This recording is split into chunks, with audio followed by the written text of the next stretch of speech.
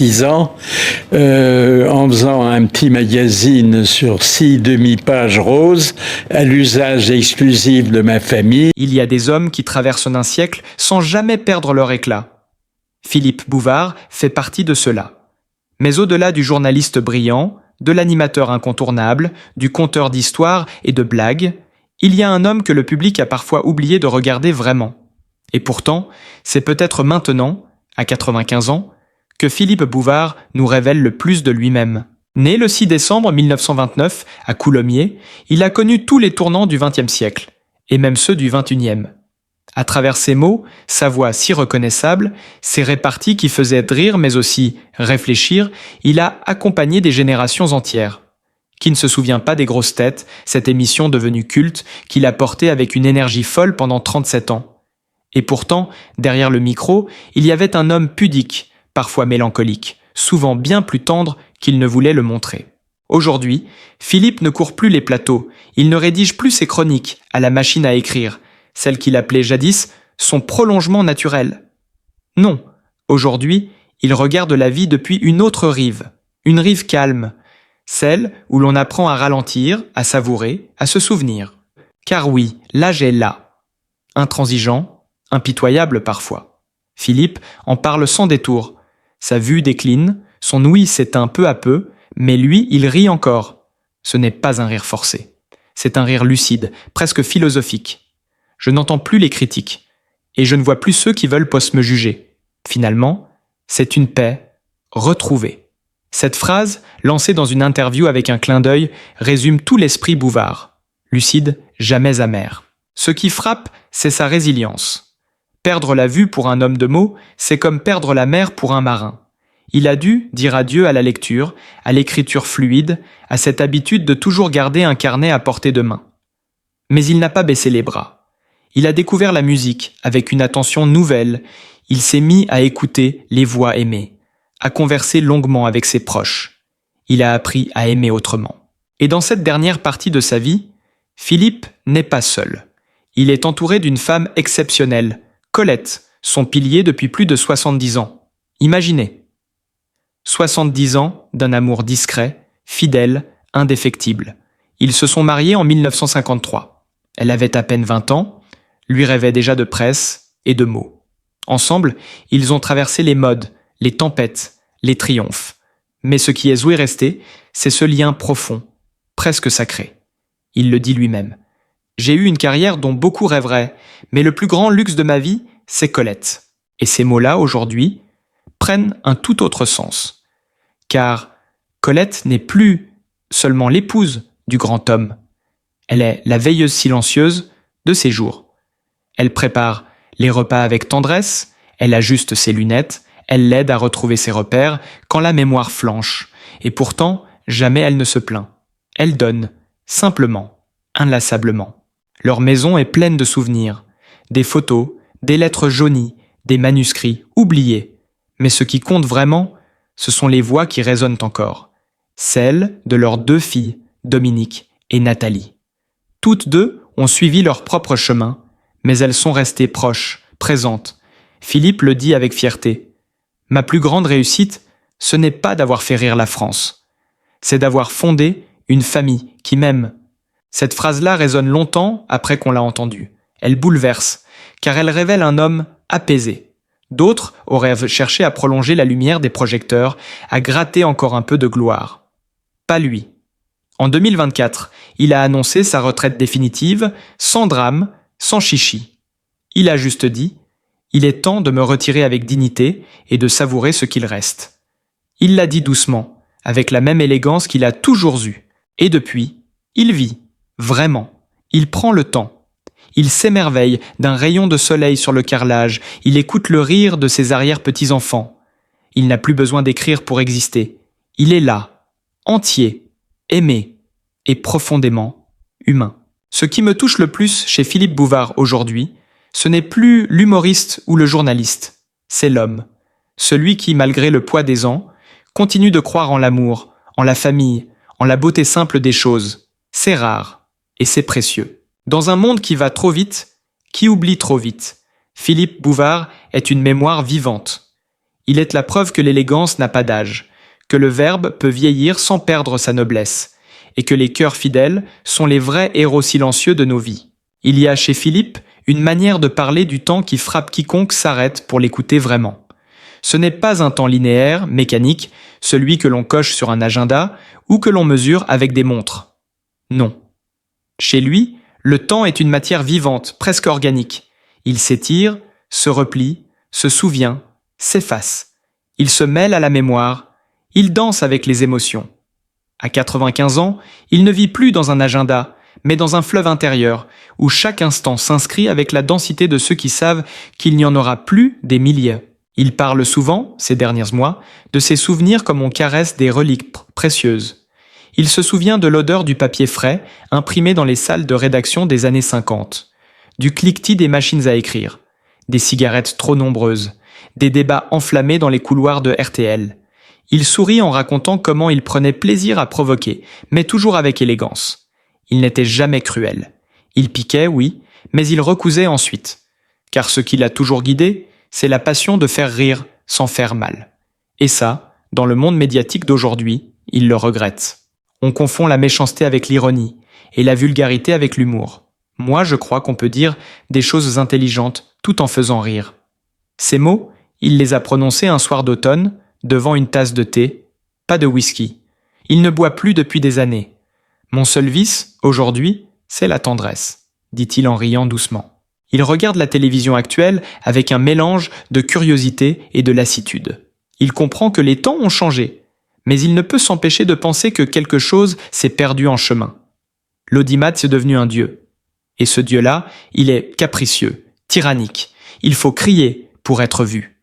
Il ne condamne pas, il constate. C'est tout. Il n'a pas d'amertume, seulement une forme de douce tristesse. Celle de voir une maison qu'on a bâtie être repeinte dans des couleurs qu'on ne reconnaît plus. Mais il ne reste pas figé dans le passé. Philippe lit encore, avec une loupe, avec effort. Mais il lit des romans, des essais, parfois même des lettres de lecteurs anciens qu'il garde précieusement. Il relit certaines de ses chroniques et sourit à ses propres mots comme on sourit à des photos jaunies d'un temps heureux. Il n'a jamais été nostalgique au point de vouloir revenir en arrière. Ce qu'il aime, c'est se rappeler, mais pas revivre. Il a déjà assez vécu. Il se demande parfois comment il sera perçu après sa mort. Pas par orgueil, mais parce que selon lui, le vrai combat d'une vie, ce n'est pas la célébrité. C'est la trace que l'on laisse. La plupart des gens oublient que leur voix, leurs actes, leurs choix vont peut-être devenir la mémoire d'un autre. Moi, j'ai toujours essayé de parler comme si quelqu'un, quelque part, allait m'écouter dans 50 ans. Ce désir de transmettre, de ne pas parler dans le vide, l'a habité toute sa vie. Il a formé des jeunes journalistes, conseillé des humoristes, tendu la main à ceux qui doutaient. Il ne l'a pas toujours crié sur les toits, mais les témoignages affluent aujourd'hui. Beaucoup disent « Sans Bouvard, je n'aurais jamais osé. Il a ouvert des portes sans demander qu'on le remercie. » Quand on lui parle d'héritage, il sourit. Il ne croit pas aux statuts, encore moins aux hommages solennels. Ce qu'il espère, c'est que quelques phrases à lui, lancées un jour à la radio, aient aidé quelqu'un à se sentir un peu moins seul. Que quelques éclats de rire aient allégé une journée trop lourde. Il croit à la transmission invisible, celle qui passe par le cœur. Ses arrière-petits-enfants viennent souvent lui rendre visite. Il ne retient pas leurs prénoms aussi vite qu'avant, mais il se souvient de leur voix, de leurs éclats de rire, de leurs questions maladroites. Il les regarde comme s'il regardait la suite de sa propre histoire. Ils ne savent pas tous exactement qui il a été. Ils connaissent un vieux monsieur qui rit, qui aime raconter des blagues, qui a une voix chaleureuse. Et cela lui suffit. Tu sais, ils n'ont pas besoin de savoir que j'ai fait des millions d'auditeurs. Ce qui compte, c'est qu'ils sachent que je les aime. Cette phrase, il l'a prononcée sans chercher l'effet. Mais elle reste en tête, comme une chanson douce. Avec Colette, les silences sont devenus plus longs, pas par absence de mots, mais par saturation d'amour. Ils n'ont plus besoin de se dire autant. Une main sur l'épaule, un regard, un murmure suffisent. Leur complicité est une langue à part entière. Ils se connaissent par cœur, mais ils continuent à s'émerveiller l'un de l'autre. Elle lui dit souvent « Tu es encore plus gentil qu'avant ». Et lui répond « C'est parce que j'ai peur que tu partes avant moi ». Et alors, ils rient, ensemble, toujours. Les nuits sont plus longues maintenant. Le sommeil vient par vagues. Mais Philippe ne se plaint pas. Il aime ces heures suspendues où il peut repenser à tout. Au début modeste, aux mains tremblantes le jour de sa première chronique, aux éclats de rire dans les studios, aux larmes secrètes aussi. Il repense à ceux qui sont partis. Collègues, amis, camarades de mots. Il pense à eux avec tendresse, chagrin. Parfois, il rêve encore de radio.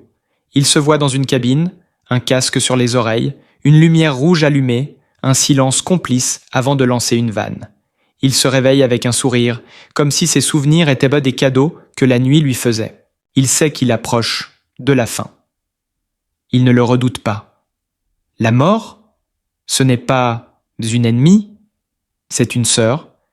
Elle vient fermer le rideau, doucement.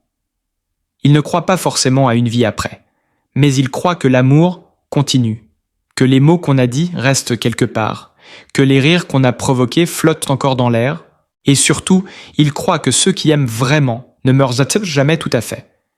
Il s'attarde dans les gestes, dans les phrases répétées, dans les regards qu'on se transmet de génération en génération. C'est là son vrai testament. Il ne tient pas dans une bibliothèque, il tient dans le cœur de ceux qui l'ont aimé, écouté, compris. Alors non, Philippe Bouvard n'est pas une légende figée. Il est un homme debout, même assis. Un homme vrai, humble, drôle, bouleversant. Un homme qui a su traverser les décennies avec élégance, sans jamais perdre sa capacité à aimer, à rire, à croire. Et c'est cela, au fond, le plus grand miracle. Il arrive parfois que Philippe reste des heures sans parler, assis dans son fauteuil en velours bleu, le regard tourné vers la fenêtre. Ce n'est pas de la lassitude, c'est une forme de présence au monde qu'on apprend que tard dans la vie. Il n'attend rien, il n'anticipe rien. Il regarde la lumière changer, les ombres glisser sur les murs, les feuilles danser dans le jardin. Et dans ce silence-là, quelque chose en lui continue à raconter. Il pense, il rêve, il voyage. Sauf qu'au lieu de feuilleter les pages d'un livre, il tourne celles de sa mémoire. Il n'a jamais été un homme de grands élans mystiques, et pourtant, en vieillissant, il sent que l'âme existe. Il ne saurait la définir, mais il sait qu'elle est là, dans ce qu'on continue à ressentir, même lorsque le corps fatigue. Il se surprend à parler à ceux qui ne sont plus là, à sa mère, à son père, à ses amis de jeunesse, à ses mentors. Il leur adresse des phrases comme s'ils étaient juste dans la pièce d'à côté. Il ne croit pas qu'ils lui répondent, mais il sent que quelque chose de doux lui revient, comme un écho apaisant. Parfois, il se sent seul, non pas abandonné, non. Il est entouré, aimé, respecté. Mais il y a une solitude que rien ni personne ne peut combler, celle de celui qui a vu tant de choses, tant de gens, tant de bouleversements, qu'il ne sait plus très bien comment se situer dans le monde d'aujourd'hui. Il regarde les écrans, les visages penchés sur les téléphones, les enfants qui ne lèvent plus les yeux, et il se demande « Est-ce cela, vraiment, le progrès ?» Il n'est pas amer, il ne critique pas. Il observe, comme un vieux philosophe assis au bord du tumulte. Il se souvient d'un temps où l'on écrivait des lettres longues, avec des pleins et des déliés, où l'on relisait ces phrases avant de les envoyer, où chaque mot avait un poids, un parfum, une intention. Aujourd'hui, il voit les messages expédiés comme des fusées sans destination. Il s'inquiète, un peu. Non pas pour lui. Il est au crépuscule, mais pour ce que nous transmettons. Le mot est une responsabilité, dit-il souvent. Et il a cette capacité rare de nous rappeler que parler est un acte humain, pas un simple réflexe. Il ne lit plus les journaux comme avant. Trop de bruit, trop d'angoisse, trop de phrases vides. Mais il continue de s'informer, à sa manière. Il écoute les gens, il écoute sa femme, ses filles, la radio parfois, quand une voix lui semble douce. Il n'a jamais aimé les voix criardes.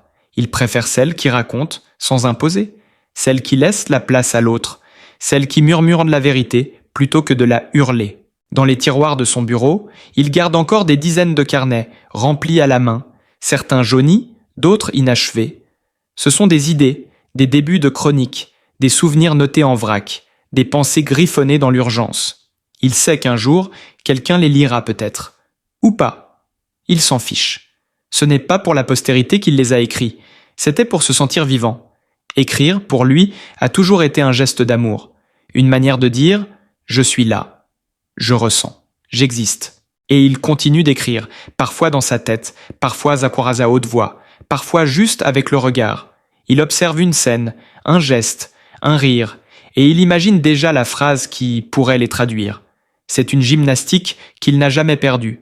C'est même ce qui le maintient debout, au fond. Sa langue intérieure, celle que rien ne peut lui enlever, pas même le corps qui lâche. Il ne va plus aux obsèques. Il en a trop vu. Il préfère envoyer une lettre, un mot, une pensée. Il dit que la mort est une affaire intime, qu'il ne veut plus faire semblant d'être fort devant des cercueils. Il a pleuré en silence pour des amis qu'il n'avait pas revus depuis 30 ans. Et il pleurera sans doute encore. Mais il ne veut plus cacher. Il assume sa fragilité, son émotion. Il dit que pleurer, c'est vivre encore. C'est être en lien. Il regarde Colette avec tendresse. Elle aussi a vieilli, bien sûr. Mais elle garde cette lumière dans le regard. Cette patience infinie. Ce courage discret. Elle est là. Toujours là. Il la regarde parfois comme on regarde un miracle. Il se dit « Et si tout cela n'avait été possible que parce qu'elle a tenu ?» Il ne le lui dit pas toujours, mais il le sait. Elle est son socle, son rivage, celle grâce à qui il n'a jamais sombré. Ils se tiennent devant la main, en silence. Ils n'ont plus besoin de parler pour se comprendre. Il sait qu'un jour l'un partira. Peut-être elle, peut-être lui. Mais ce qu'ils ont bâti ne disparaîtra pas. Cela reste dans l'air, dans les objets, dans les gestes transmis. Il pense souvent à cette phrase qu'il aime tant. L'amour vrai ne meurt jamais. Il change de forme, c'est tout. Il rêve encore, à sa manière. Il rêve d'un monde plus lent, plus doux, plus attentif. Il rêve que les mots reprennent leur place, que les enfants écoutent les anciens, que l'on cesse de courir sans savoir pourquoi. Il n'est pas pessimiste, il est exigeant. Il veut croire que le meilleur reste possible. Et puis il y a cette peur parfois, celle de disparaître dans l'oubli. Non pas en tant que célébrité, cela lui importe peu, mais en tant qu'homme. Il se demande, qui racontera vraiment qui j'étais ? Pas seulement le journaliste, l'animateur, mais l'époux, le père, l'ami. Et il se rassure en pensant que peut-être, quelque part, une petite fille racontera à son enfant « Tu sais, mon grand-père, il savait faire rire tout en faisant réfléchir. » Et peut-être qu'un jour, quand Philippe ne sera plus là, ce ne seront pas ses succès qu'on retiendra, mais sa façon d'aimer la vie, de faire rire sans blesser, de rester humain jusqu'au bout. Si son histoire vous a touché, abonnez-vous pour découvrir d'autres récits vrais, profonds, bouleversants. Ensemble, continuons à célébrer ceux qui ont marqué le monde par la tendresse plus que par le bruit.